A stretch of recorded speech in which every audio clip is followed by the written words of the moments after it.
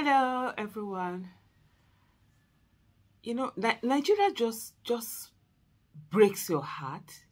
It just makes your head, sort of like hot.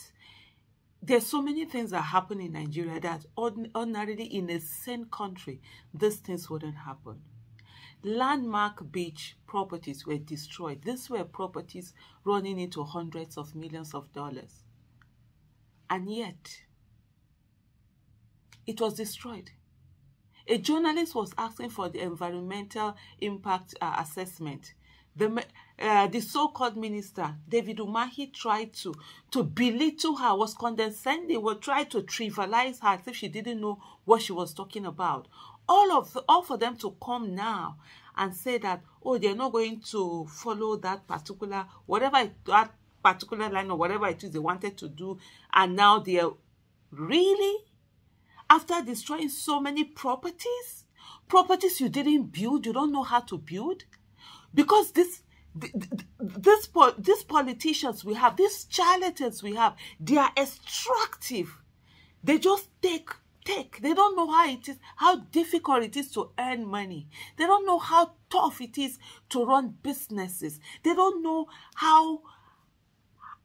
In short, I'm so furious and short of words. The kind of words I want to use, I can't be saying them out, because these are the kind of people that one needs to sit down and curse them with a string of. Because this is the time that I wish I was like Scottish, because those ones, when they will curse you with those words, it's crazy, it's mind-boggling.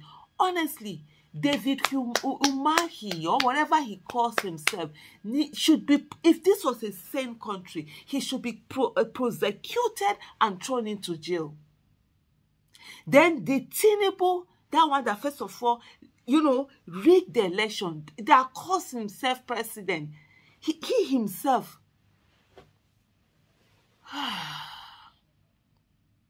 it's unbelievable. Unbelievable. Now they are coming to say what? They are coming to say what? First of all, let me just read from parallel facts here. What? As in what? The federal government of Nigeria has announced its decision to abandon the proposed Lagos-Calabar coastal highway realignment. This was revealed at the third stakeholder meetings in Lagos, where David Umahi confirmed the proposed diversion will no longer take place due to presence of submarine cables along the coastal line. What? When Leila was asking for that environmental impact assessment, he tried to ridicule her and tried to make her look as if, please just just watch the video again, listen to Leila.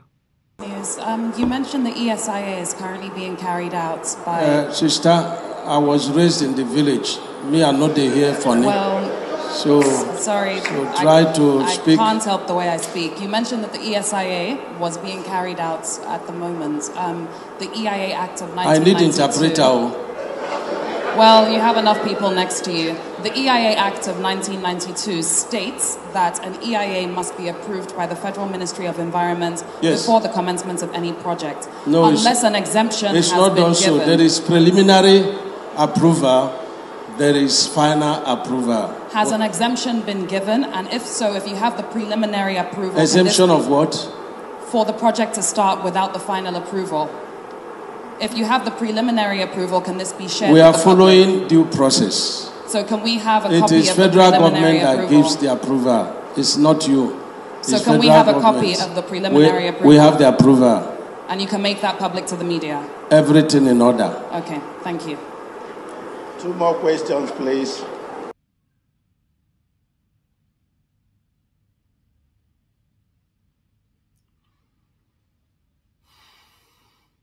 You see how condescending he was in there? Are you the government? This one, whatever. Now hear this. Umahi, this is yesterday. This is from yesterday's meeting that they had. Umahi also stated that the Environmental Impact Assessment, EIA, would not be released at this time. So, be very sure. This is something that one can, be sure that they never did it. They didn't check anything. You want to move something like that, you didn't do an environmental impact assessment? You just went on, you're just moving because, of course, Tinubu needs to quickly give his friend, how many, is it $15 billion? How many $1 billion? No, there was no competitive bidding. He gave it to his friend, that his son is part of the board, family affair. He needs to quickly, of course, what did he rig money for? Tinubu rigged the elections for things like this, nothing else. He rigged the election for things like this. So, of course, he needed to just do his thing. A lot of people did say that other than that breaking of landmark, probably like some of the things that people are setting is that they want to take away that particular choice property that landmark is occupying and, convert it into another thing, into something one of them. That's the accusation out there, that there was nothing that was going to be built. It's just to get that property. And it's turning out to be that way. Those accusations are turning out to make sense. David also stated that the Environmental Impact Assessment, EIA, will not be released at this time, citing Section 15 of Section B of the Freedom of Information Act, which permits the government to withhold certain information from the press and the public. The section Umahi referred to pertains to the exception of third-party information, allowing government institutions to deny journalists or the public access to specific details. The announcement follows warnings from the telecommunication companies about potential network outages if the diversion were proceeded. So this is from, I said, Telco 6 engagement with federal government to reroute submarine cables on Lagos-Calabar coastal road. The government has decided against the diversion, which would have disrupted internet connectivity that led to the demolition of ancestral homes in the Oku Aja community. And so, in a video posted by journalist Leila Johnson Salami, members of the Oku Aja community praised Tinubu-led administration, illegitimate administration, for choosing not to use the route, despite the previous demolition that impacted private businesses along the beachfront, including Landmark.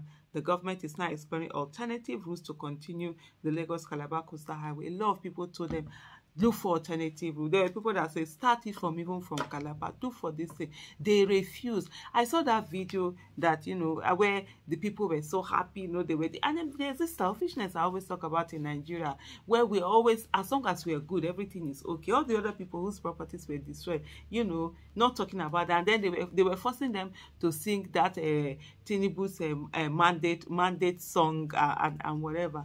I've told you people before, this song, the National Assembly is saying they want to change a national anthem. Well, they won't tell you people, because I know definitely nobody's going to tell me to be singing one useless whatever Tinubu song or anthem or whatever. But I hope you people they will not make you to be singing those things. Nigeria is what it is. Thank you for watching. Bye. On your mind,